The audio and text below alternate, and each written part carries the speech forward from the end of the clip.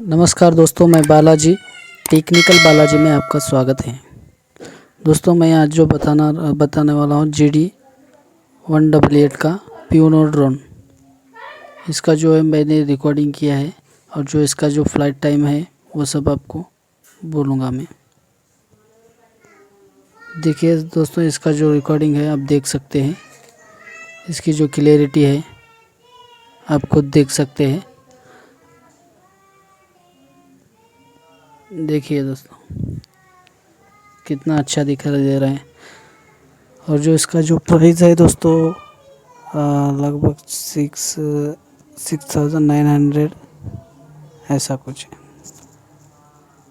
दोस्तों मैंने जो ये ग्राउंड में रिकॉर्डिंग किया है इसका आप देख सकते हैं।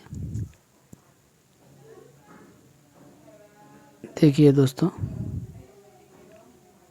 और इसका जो फ्लाइट टाइम का बात करें तो इसका जो फ्लाइट टाइम है दोस्तों, मैंने जब इसको परचेज़ किया था, मैं अमेज़ोन से परचेज़ किया था इसको।